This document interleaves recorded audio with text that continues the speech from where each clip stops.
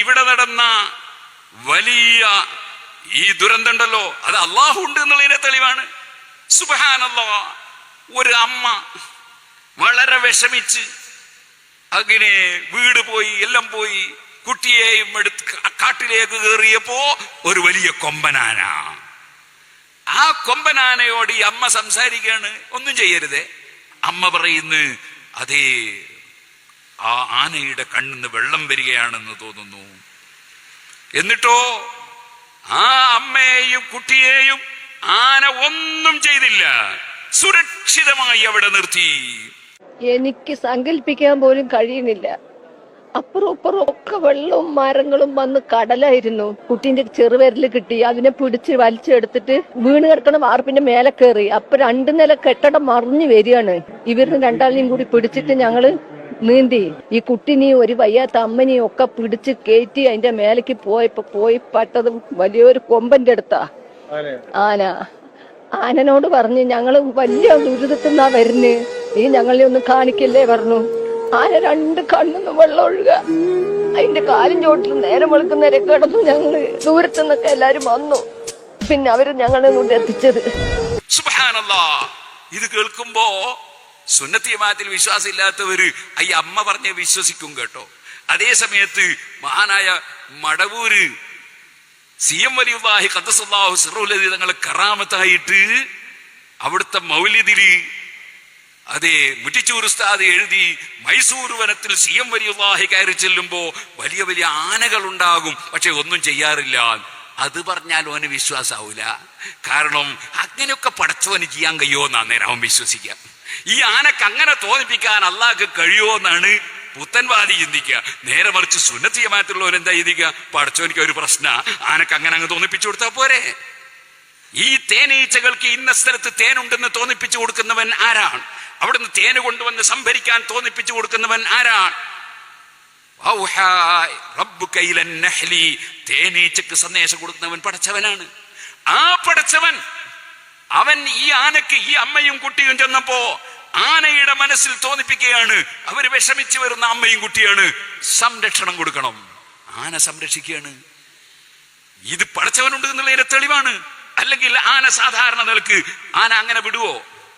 പടച്ചവനുണ്ടെന്നതിന്റെ തെളിവാണത്. ഏതുപോലെ സഫീന റളിയല്ലാഹു അൻഹു ഒരവസരത്തിൽ കൂട്ടത്തിൽ ഒറ്റപ്പെട്ടു പോയി. അങ്ങനെ അങ്ങ് ചെന്നപ്പോ സഹാബിയാണ്. അങ്ങോട്ട് ചെന്നപ്പോ ഒരു സിംഹത്തിന്റെ മുമ്പിലാണ് എത്തിപ്പെട്ടത്. സഫീന റളിയല്ലാഹു അൻഹു അല്പവും കുലുങ്ങിയില്ല. സഫീന റളിയല്ലാഹു അൻഹു സിംഹത്തോട് പറഞ്ഞു, ഇത്തഖി അന മൗലാ റസൂലില്ലാഹി, സൂക്ഷിച്ചോളണം, ഞാൻ റസൂലുള്ളാഹിന്റെ ആളാണ്, റസൂലുള്ളാഹിന്റെ ആളാണ്. അതെ, റസൂലുള്ളാഹിനെ ഇടയാളനാക്കിട്ടാ പറയുന്നത്. മനസ്സിലായില്ലേ? ആദ്യം ഏത് സിംഹത്തിനും മനസ്സിലാവും റസൂലുള്ളാഹിന്റെ ബഹുമാനം. ഇത്തഖി അന മൗലാ റസൂലില്ലാഹി, ഞാൻ റസൂലുള്ളാഹിന്റെ ആളാണ്, അള്ളാഹിന്റെ റസൂലിന്റെ ആളാണ് ഞാൻ, സൂക്ഷിച്ചോളണം. ആ സിംഹം അതെ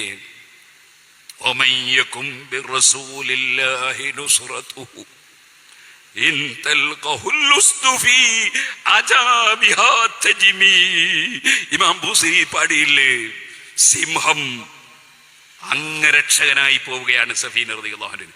ഈ സിംഹത്തിന് ഇത് ഉത്ബോധിപ്പിക്കുന്നവൻ, ഇത് തോന്നിപ്പിക്കുന്നവൻ അല്ലാഹുവാണ്. ആനക്ക് തോന്നിപ്പിക്കുന്നവൻ അല്ലാഹുവാണ്. അല്ല, ചിലരൊക്കെ പറയുന്ന കേട്ടു, സുബ്ഹാനല്ലാഹ്, ആന കൂട്ടം കൂട്ടമായി ഇറങ്ങി അങ്ങ് പോയി കാട്ടിൽ നിന്ന് ഇത് വരുന്നതിന് മുമ്പ് എന്ന് കേട്ടു. സുബ്ഹാനല്ലാഹ്, ആനക്ക് അത് തോന്നിപ്പിച്ചു കൊടുക്കുന്നവൻ അല്ലാഹുവാണ്. ആ അല്ലാഹു ജല്ല ജലാലുഹു ഉണ്ട് എന്നതിന്റെ തെളിവാണ്. ഒരിക്കലും യുക്തിവാദി മനസ്സിലാക്കണ്ട. ഇപ്പോ അത് ആളുകളോട് എന്തേ പടച്ചവൻ ഇങ്ങനൊക്കെ ചെയ്യാനെന്ന് ചോദിച്ചിട്ട് ഉള്ള ഈമാൻ കളഞ്ഞു കളയാം എന്ന് ഒരു യുക്തിവാദിയും സ്വപ്നം കാണണ്ട. അല്ലാഹു ഉണ്ട് എന്നതിന്റെ തെളിവാണിത്. അല്ലാഹുവിൽ വിശ്വസിക്കുന്നവർക്ക് എന്ത് സംഭവിച്ചാലും അലാ ബിദിക്രില്ലാഹി തത്മഇന്നുൽ ഖുലൂബ്, അവർക്ക് ഹൃദയത്തിന്റെ സമാധാനമാണ്. മുസീബത്തുകൾക്ക് മുഴുവനും പ്രതിഫലമാണ്. ആ പ്രതിഫലം അനുഭവിച്ചുകൊണ്ട് ജീവിക്കുകയാണ് ബഹുമാനപ്പെട്ട ഉമർ ഇബ്നുൽ ഖത്താബ് റളിയല്ലാഹു അൻഹു, ഉസ്മാൻ ഇബ്നു അഫ്ഫാൻ റളിയല്ലാഹു അൻഹു, അലി ഇബ്നു അബീ ത്വാലിബ് റളിയല്ലാഹു അൻഹു, ജഅഫർ ഇബ്നു അബീ ത്വാലിബ് റളിയല്ലാഹു അൻഹു, അതേ ഹംസത്തുൽ കറാർ റളിയല്ലാഹു അൻഹു, കൊല്ലപ്പെട്ടു പോയ സക്കരിയ നബിയും യഹ്യാ നബി അലൈഹിസ്സലാം അടക്കം സുഹൃത്തുക്കളെ, അവരുടെ ഈ ഭൗതിക ലോകത്തുള്ള ജീവിതത്തിൽ നിന്ന് അങ്ങോട്ട് മൺമറഞ്ഞതിന്റെ ശേഷം അവരെല്ലാം സന്തോഷം അനുഭവിച്ചു പഠിപ്പിച്ചുകൊണ്ടിരിക്കുകയാണ്. ഒരിക്കലും വിചാരിക്കണ്ട അം ഹസിബല്ലദീന യജ്തറഹു സയ്യാത്തി അൻ നജഅലഹും കല്ലദീന ആമനൂ വഅമിലു സ്വാലിഹാത്ത്. ഈമാനും സൽക്കർമ്മവും ഉള്ളവർ അവര് മരിച്ചു കഴിഞ്ഞാൽ അവര് നഷ്ടപ്പെട്ടു പോയിന്നോ, അവർക്ക് വിഷമമായി പോയിന്നൊന്നും വിചാരിക്കണ്ട. സവാഅം മഹ്യാഹും വമമാതുഹും, അവരെ ജീവിതവും മരണവും തുല്യമാണ്. അവർക്കൊരു പ്രശ്നവുമില്ല.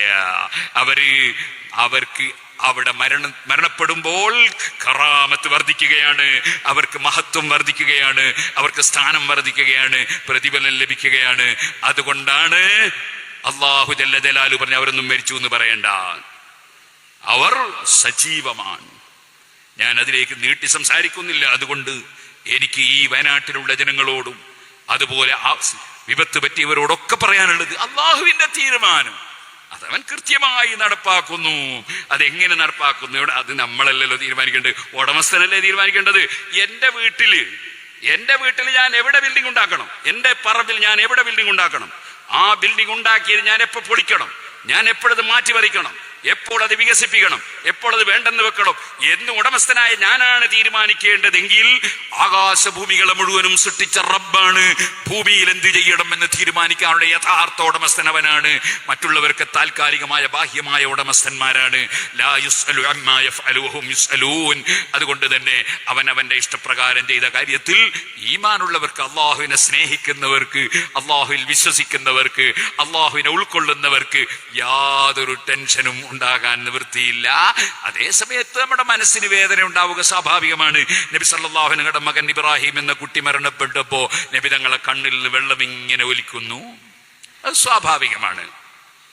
അങ്ങനെ ഒലിക്കുമ്പോ സഹാബത്ത് നല്ല നബിയെ തങ്ങൾക്ക് അറിയാണോ? അപ്പൊ നബി തങ്ങൾ പറയുന്നു, അത് മനസ്സിന്റെ അലിവാണ്, മനസ്സിന്റെ അലിവാണ്, അത് സ്വാഭാവികമാണ്, അതിന് തെറ്റില്ല.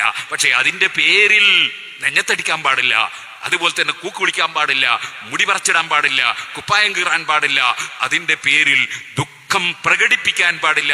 ദുഃഖം ഉണ്ടാകല് സ്വാഭാവികമാണ്. അത് കടിച്ചിറക്കി അള്ളാഹുവിന്റെ പൊരുത്തത്തിന് വേണ്ടി ക്ഷമിച്ചു നിൽക്കുമ്പോൾ അള്ളാഹു വലിയ പ്രതിഫലം കൊടുക്കുന്നു. അത് ചിലപ്പോൾ ദുനിയാവിൽ തന്നെ ജീവിച്ചിരിക്കുന്നവർക്ക് ദുനിയാവിലും കിട്ടും, ആഖിറത്തിൽ വേറെയും കിട്ടും. അങ്ങനെ പടച്ചവനിലേക്ക് ഖൽബ് തിരിച്ച് നല്ല മനസ്സമാധാനത്തോടെ നിങ്ങൾ ജീവിക്കണം എന്ന് എന്റെ സദസ്സിൽ വന്ന് എല്ലാവരോടും ഞാൻ ഉണർത്തുന്നു. ഞാൻ നിങ്ങളോട് ചോദിക്കട്ടെ, ഈ ഭൂമിയിൽ ഏതെല്ലാം കക്ഷികളുണ്ട്, എന്തെല്ലാം കക്ഷികളുണ്ട്. അള്ളാഹ് നമുക്ക് ഇതിന്റെ നിഅമത്ത് വളരെ വലുതല്ലേ. ഞാനൊരു ദിവസം ഇങ്ങനെ വടകര റെയിലിന്റെ പാളത്തിന്റെ അടിയിലൂടെ ഇങ്ങനെ നടന്നുപോയി ഒരു മരുന്ന് വരയ്ക്കാൻ പോയതാണ്. എന്റെ ബാപ്പുണ്ടായിരുന്ന കാലത്ത്. അത് കഴിഞ്ഞിങ്ങനെ കയറി പോകുമ്പോ ഒരു ഹോട്ടലിൽ നിന്ന് ഭക്ഷണം കഴിച്ച് അവശിഷ്ടങ്ങൾ കൊണ്ടുവന്ന് എറിഞ്ഞ ഒരു സ്ഥലം കാണുന്നു. അവിടെ വെച്ച് നായകൾ ഭക്ഷണം കഴിക്കുന്നുണ്ട്. കൂട്ടത്തിൽ ഒരു ചെറുപ്പക്കാരൻ അവിടെ ഓടി വന്ന് നായയൊക്കെ തെളിച്ചോടിച്ചിട്ട് അവൻ അവിടെ വന്ന് ഇലകളിൽ നിന്നൊരു ഇലയെടുത്ത്, ഭക്ഷണത്തിന്റെ അവശിഷ്ടങ്ങളുള്ള ഒരു ഇലയെടുത്ത് നിലത്ത് വിരിച്ചിട്ട് ബാക്കിയുള്ള ഇലകളിലൊക്കെ ഒട്ടിപ്പിടിച്ച ഭക്ഷണങ്ങൾ കൈകൊണ്ട് തുടച്ചെടുത്ത് അതിലേക്ക് ഒന്നിച്ച് സമാഹരിച്ച് ആ ചെറുപ്പക്കാരൻ കഴിക്കുന്നു. മാനസിക രോഗിയാണ്.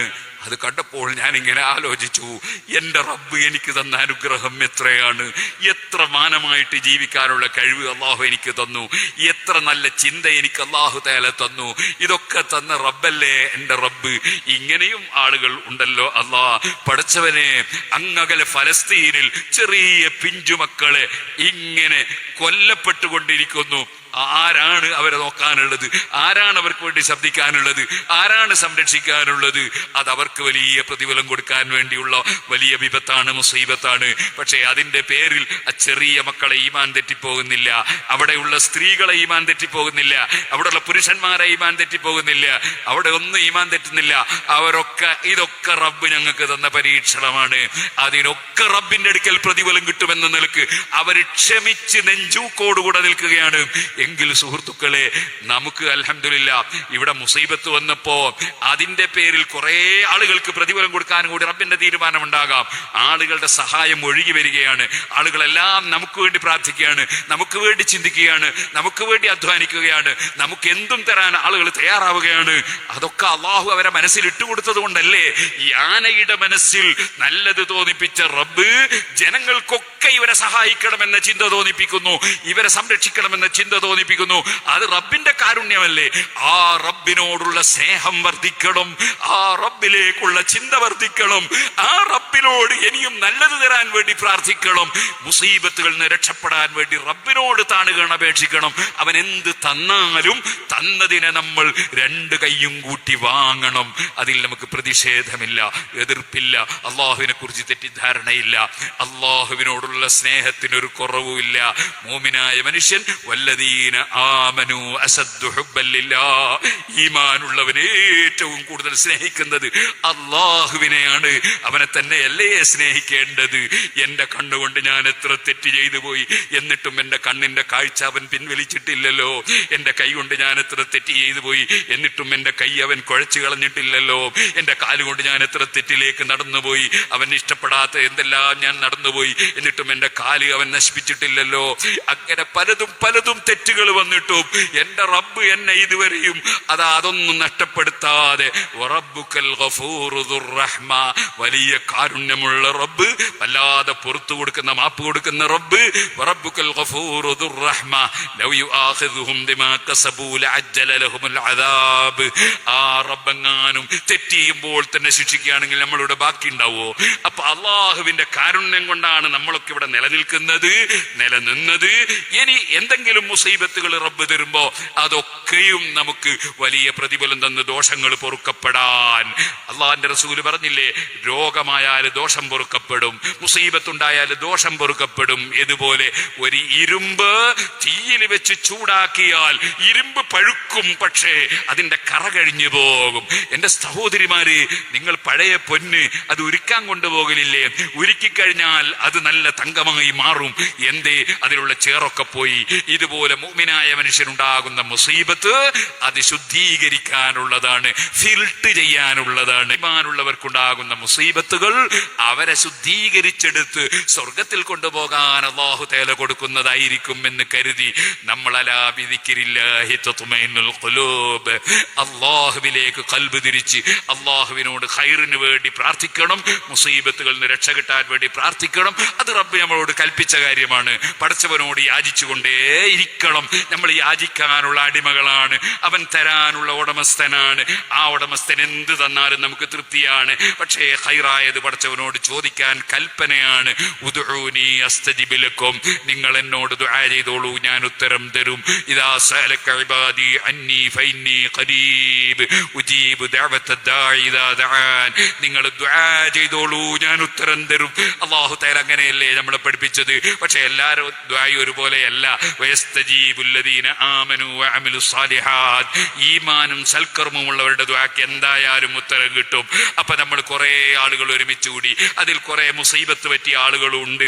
അവരൊക്കെ റബ്ബിനോട് കൈ ഉയർത്തുമ്പോ അള്ളാഹുവിന്റെ കാരുണ്യം കിട്ടും, അള്ളാഹു ദുആക്ക് ഉത്തരം തരും. പ്രത്യേകിച്ചും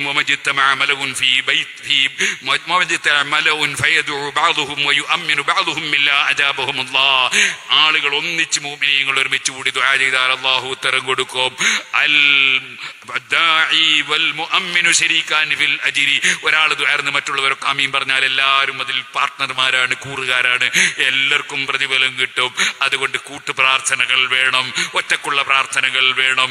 നമ്മൾ അള്ളാഹുവിൽ നിന്ന് മുസീബത്തുകൾ വരാതിരിക്കാൻ വേണ്ടി നമ്മൾ ഖുർആൻ ഓതുന്നത് വർദ്ധിപ്പിക്കണം, ദിക്ർ ചൊല്ലുന്നത് വർദ്ധിപ്പിക്കണം. ലാ ഹൗല വലാ ഖുവത ഇല്ലാ ബില്ലാഹ് ദിക്ർ ധാരാളം ചൊല്ലണം. നബി തങ്ങൾ പറഞ്ഞില്ല 99 രോഗങ്ങൾക്ക് മരുന്നാണത്. അതിലേറ്റവും സിമ്പിളായ അതിലേറ്റവും സിമ്പിളായ രോഗം എന്ന് പറയുന്നത്, സിമ്പിളായ വിഷയം എന്ന് പറയുന്നത് അൽ ഹമ്മു, ടെൻഷനാണ്. ടെൻഷൻ നീങ്ങാനുള്ള മരുന്നാണ് ലാ ഹൗല വലാ ഖുവത ഇല്ലാ ബില്ലാഹ്. എല്ലാറ്റിനും കഴിവുള്ളവൻ അല്ലാഹുവാണ്, അവൻ തരുന്ന കഴിവല്ലാതെ ആർക്കും ഒന്നുമില്ല എന്ന് പറയുന്ന ദിക്ർ വർദ്ധിപ്പിക്കണം. അതുപോലെ സുബ്ഹാനല്ലാഹ് വർദ്ധിപ്പിക്കണം, അൽഹംദുലില്ലാഹ് വർദ്ധിപ്പിക്കണം, അല്ലാഹു അക്ബർ വർദ്ധിപ്പിക്കണം, സുബ്ഹാനല്ലാഹി വബിഹംദിഹി വർദ്ധിപ്പിക്കണം. പടച്ചവന്റെ ഖുർആൻ, അതേ വനുനസ്സിലു മിനൽ ഖുർആനി മാ ഹുവ ശിഫാഉൻ വറഹ്മത്തുൽ ലിൽ മുഅ്മിനീൻ, അതേ അത് മനുഷ്യന്റെ മനസ്സിനും ശരീരത്തിനും ഒക്കെ രോഗത്തിനും എല്ലാറ്റിനും ശമനമാണ്. ഖുർആൻ ധാരാളമായി ഓതാൻ നോക്കണം. അങ്ങനെ സൽക്കർമ്മങ്ങൾ ചെയ്ത് വീണ്ടും സ്വർഗത്തിലേക്ക് സമ്പാദ്യം വർദ്ധിപ്പിക്കുന്നവരായി നമ്മൾ മുത്തഖീങ്ങളായി ജീവിച്ചു മരിക്കണം. അല്ലാഹുവേ, ഞങ്ങൾ സാധുക്കളാണ്, ഞങ്ങളെ ഇനി നീ പരീക്ഷണം കൊണ്ട് ഞങ്ങളെ നീ ഇടം തട്ടിക്കരുത് റഹ്മാനെ. പരീക്ഷണങ്ങളിൽ ഞങ്ങളെ നീ രക്ഷപ്പെടുത്തണം റഹ്മാൻ.